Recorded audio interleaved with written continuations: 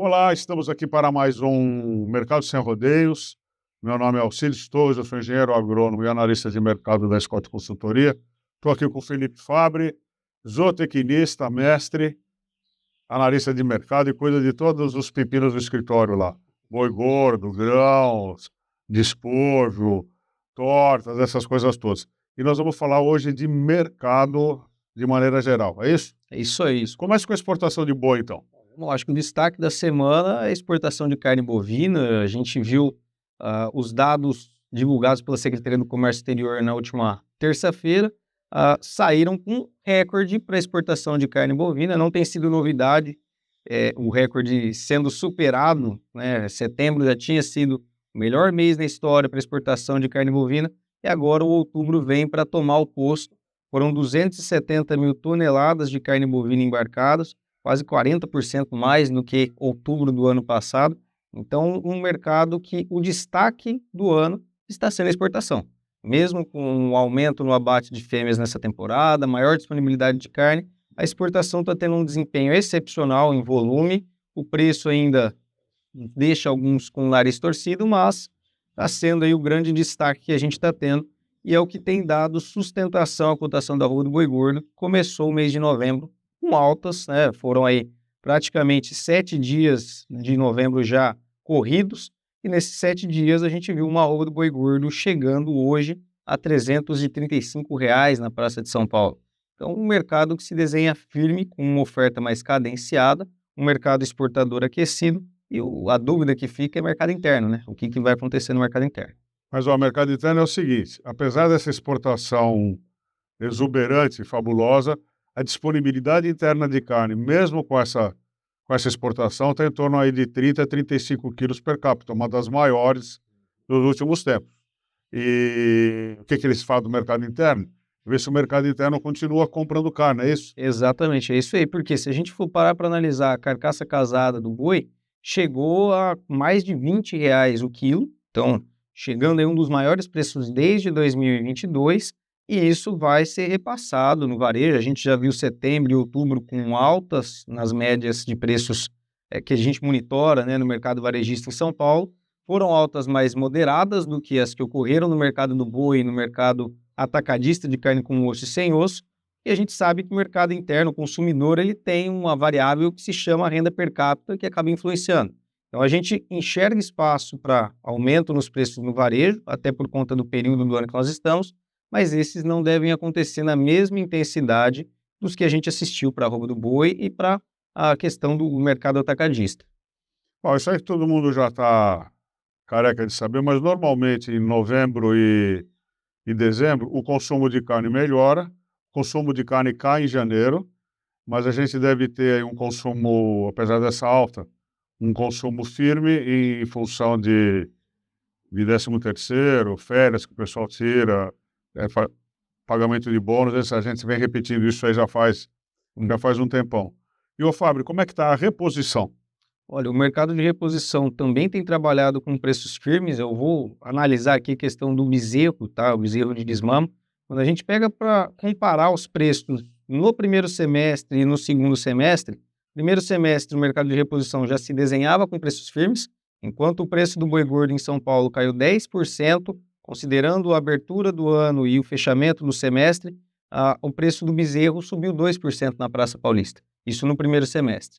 E aí, no segundo semestre, o movimento tem sido mais... Nesse semestre, no começo desse segundo semestre, a gente está vendo um mercado mais firme para o boi, com uma alta até o momento de 43% com relação à sua referência, enquanto o bezerro de desmama subiu 23% só.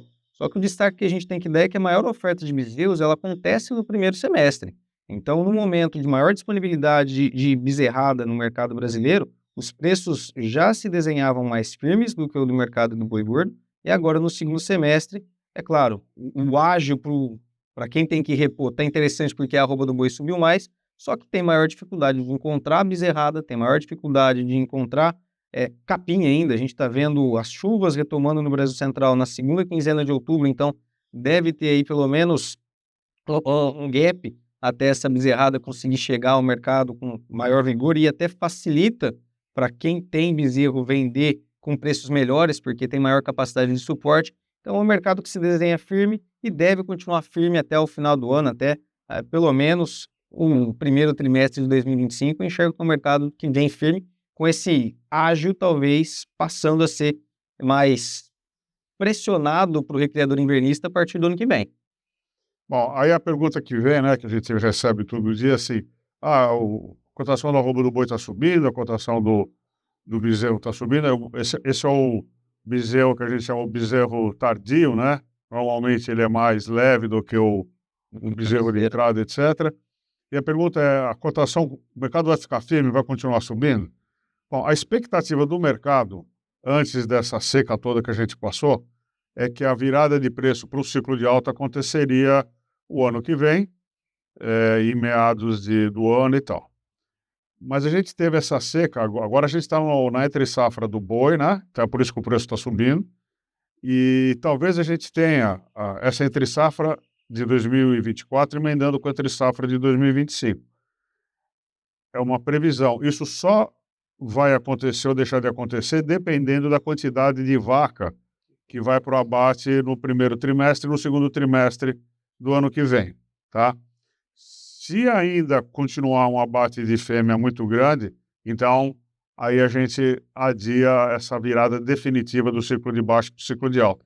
Se a oferta de fêmea for menor, for pequena, comparativamente com o primeiro semestre desse ano, então a gente tem sim então uma antecipação do ciclo de alta. Por que isso? Por causa da seca, por causa dos incêndios todos que a gente passou e por causa também do abate fenomenal de fêmea que a gente teve ao longo de 2023 e primeiro semestre até agosto, por exemplo, de 2024. Fábio, como é que está grãos? Olha, um mercado que também tem estado firme, tá? O preço do milho subiu em outubro 12%, chegou no maior patamar nominal, e aí falando do milho, porque pensando em confinamento, pensando em todo o modelo de produção mais intensivo, é o primeiro insumo que vem olhando no sistema de produção. Então, um mercado que também tem trabalhado firme, chegou a superar os R$ 70 por saca na Praça de Campinas, na Praça Balizadora, tá? Com algumas incertezas com relação a oferta ao longo dos próximos meses, apesar de uma produção em 2023 interessante, os estoques finais, os estoques que vão abastecer o mercado até a chegada da primeira safra, são os menores das últimas 6 safras. Então, a gente tem hoje 4 milhões de toneladas de estoque de passagem, que a gente chama aí o estoque que vai de dezembro até março, quando o mercado recebe a primeira safra mais firme. E na primeira safra brasileira, pensando em milho, ela tem perdido espaço ano a ano em área, e nessa temporada não deve ser diferente. A Conab estima que 5% de área a menos na safra 23-24, na safra 24-25 frente a 23-24. Produtividade, a Conab estima que deve melhorar, mas Rio Grande do Sul, Paraná, que são estados chaves nessa produção de primeira safra, Rio Grande do Sul principalmente, tem passado por alguns problemas com relação ao excesso de chuvas.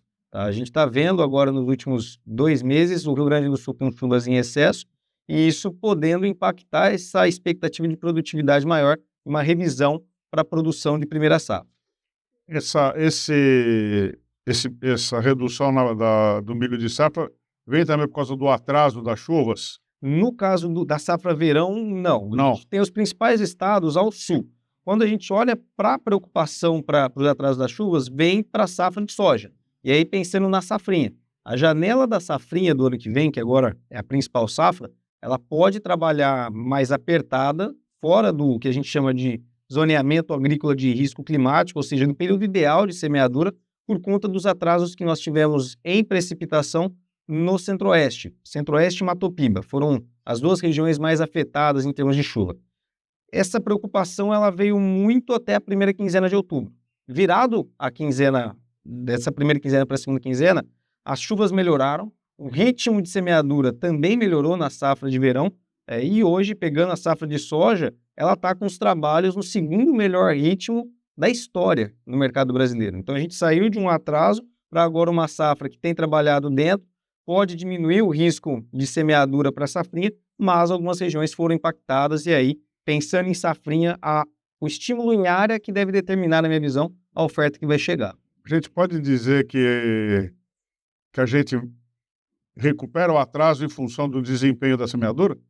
Pode recuperar, Scott, pode recuperar, só que tem um adendo. Ano passado a gente teve também atraso na semeadura. O que aconteceu? A gente estava passando por um El Niño, temperaturas mais altas, chuvas irregulares, as temperaturas mais altas anteciparam o desenvolvimento da soja. Esse ano a gente está vendo um cenário de neutralidade, laninha para neutralidade. E isso pode acabar trazendo um ciclo normal para o desenvolvimento da soja. Se realmente se confirmar, esses estados, essas regiões onde a semeadura atrasou, ela vai também impactar na semeadura do milho safrinha. Então vai depender do clima nos próximos dias para a gente ter uma confirmação. E o mercado tem estado estressado olhando para o milho justamente por isso. Quando a gente pega os preços futuros lá na B3, a referência para junho, julho de 2025, pensando na oferta de safrinha, é de R$ 75, R$ 72, parelha ao que a gente tem no mercado nesse momento. Então o mercado tem enxergado ainda uma indefinição muito grande com relação ao que vai ser a oferta na safra 24/25 no Brasil e tem precificado um cenário de preços firmes em alta para o milho aqui no mercado brasileiro. Bom, para encerrar, né, para a gente não ficar muito tempo, me dá aí 2, 3 dicas do que pode acontecer com os republicanos no poder nos Estados Unidos. Tá, vamos lá, para ser mais direto. Primeiro ponto, mercado de grãos. A gente viu uma política de Trump talvez um pouco mais forte contra o mercado chinês. A gente pode ter uma repetição da guerra comercial que aconteceu no primeiro mandato dele. Isso beneficiaria o mercado brasileiro em termos de demanda chinesa, tá? Então, China talvez se voltaria mais para o mercado brasileiro.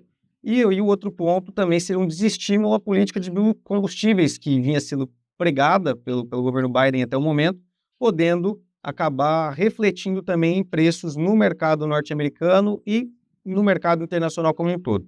E pensando no mercado do boi, a gente tinha a possibilidade de uma flexibilização da tarifa de importação, que há uma diferença ali de volume, até determinado volume o Brasil paga uma tarifa X, eu não me recordo o volume exato, o preço exato. Eu acho que até determinado volume não paga nada. Depois aí vem uma cacetada. Salvo engano, paga, mas é menor e aí aumenta quando passa esse volume. Então havia a possibilidade da gente ter uma redução dessa alíquota em função do desafio que o mercado norte-americano tem passado. Com a entrada do Trump, a gente talvez veja um mercado mais protecionista, e isso não acontecendo. Então, em termos de carne bovina, hoje Estados Unidos é o nosso segundo principal cliente, né, em termos de volume. Por conta da conjuntura que eles estão passando, havia essa possibilidade. Hoje eu acho que ela fica um pouco mais difícil em função do modelo que o governo que vai entrar em 2025 talvez se proponha a atuar. Tem uma mosquinha cri-cri aqui incomodando. Tem outra questão também. Se os norte-americanos entram numa guerra comercial com os chineses, a inflação nos Estados Unidos aumenta, porque os produtos chineses entram lá muito barato, entram muito mais baratos do que no Brasil, em função das políticas norte-americanas, tá? E se a inflação cresce lá, certamente a gente tem um baque no consumo de alimentos, como acontece no Brasil, não é? A elasticidade de renda para a carne bovina, ela vale no planeta. Então, se aumenta a inflação norte-americana, os norte-americanos consomem menos carne, contrabalanceando toda essa drama. A gente precisa ver. Isso tudo são especulações em função da mudança de governo, mas nós temos o hábito aqui na Scott Consultoria de fazer perspectiva sempre a partir de uma retrospectiva, tá? Então, isso que o Fábio está falando tem grandes chances de acontecer, porque já aconteceu no passado, e talvez o novo presidente norte-americano esteja mais calejado e cometa menos erros do que no governo anterior. Lembrando que o Trump foi um dos poucos presidentes norte-americanos que não foi reeleito, né? E normalmente governos republicanos são mais favoráveis ao agro brasileiro do ponto de vista comercial do que os governos democratas, tá? Vamos ver, né? Vamos ver o que acontece. Bom, eu vou parar aqui, senão essas moscas acabam carregando a gente. Acho que é isso aí, né? É isso aí, gente. Bastante informação, bastante conteúdo e deixar o convite para seguir acompanhando a gente em todas as mídias, né, Scott? A gente tem uma expedição rolando no Brasil aí, que é o Circuito Cria. Vocês podem acompanhar todas as filmagens, as reportagens, os relatos dessa viagem extraordinária através das nossas mídias sociais. Desejo a todos bons negócios, boa saúde, até o próximo mercado sem rodeios. Até o próximo, pessoal.